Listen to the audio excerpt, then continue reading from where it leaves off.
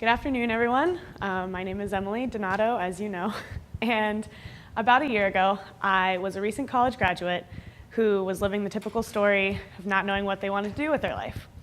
So I sat down with a beloved mentor of mine, and she gave me some really simple advice.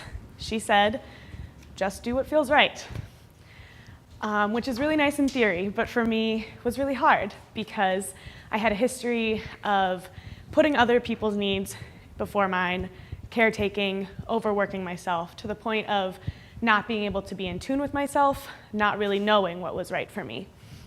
And so in order to take my mentor's advice, I really had to try to figure out what it was that was best for me and tune into my authentic self, which was also really hard.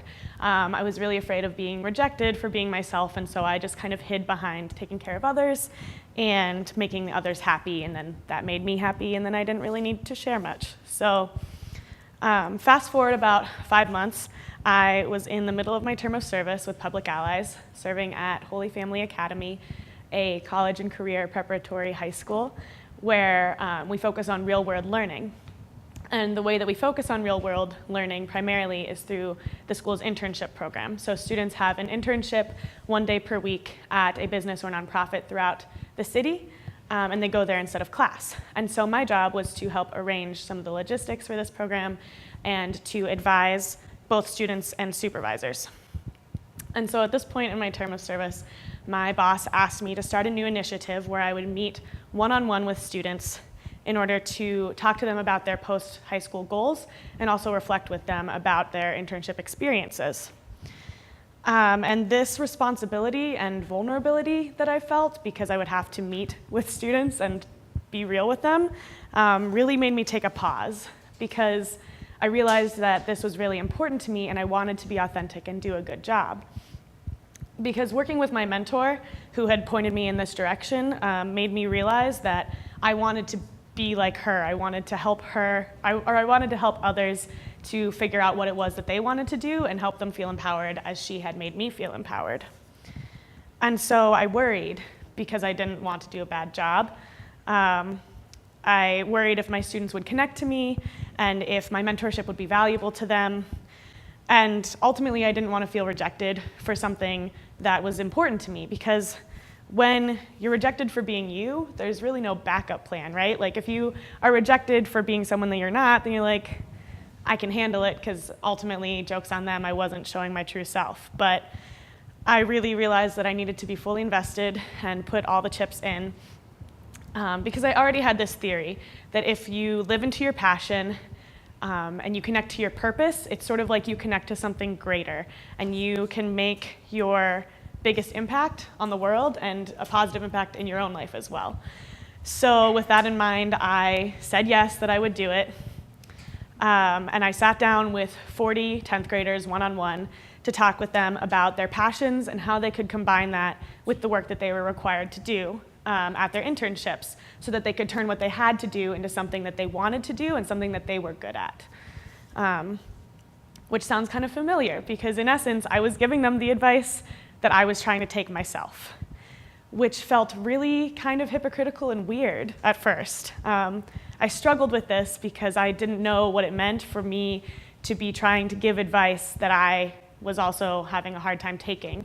I wasn't an expert on how to do this, and I felt like I had no authority to guide them through the process. But I set about it with the intention that if I lived out this advice by trying to do something that I was unsure of, I could also be a role model to them. And so after 2 weeks, I met with a student who was getting bad reviews at work. And I was really nervous because I also didn't think that she liked me, which was something, again, I wanted approval from students. And so we discussed her interests and her feelings about her internship. And within a week, her performance feedback made a complete 180. We had figured out that she needed to engage with her creative side, and at the time she was working at the library, and that was a bit hard unless she put herself out there and tried to make an effort to use that creative side. So she began to engage with her true self and was happier overall, and also made our rapport better. I had another student who was doing an amazing job at work. she actually created an online system so that beneficiaries of her internship place could apply for benefits more efficiently and get their benefits quicker. And so she approached me and she said, I want to use what I'm doing at work for a final project at school, but I could tell that she was very self-conscious about her idea, which was something that I could super relate to. So I said, first of all, congratulations, because your work is very important and like what you're doing has an impact on people in a positive way. And as soon as she realized that, she was able to work on the project, got an A, everything was great.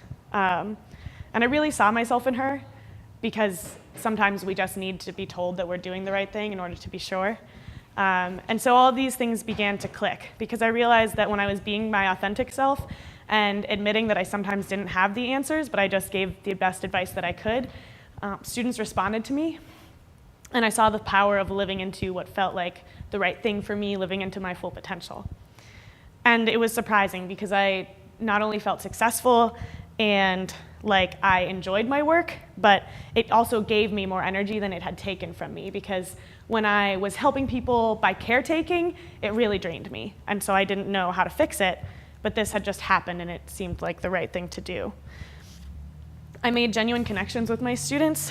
We had conversations that were personal. We didn't just talk about work. We would talk about our struggles, and we would talk about our shared interests as well, like our love for Beyonce or for dancing, or my students would ask me, why are you a vegetarian? Like, don't you like meat? And I'd be like, you know what?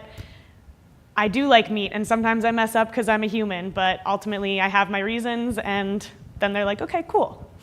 So my students encouraged me to do my best at being my best self, which is scary, but I figured out that that's when I'm most helpful.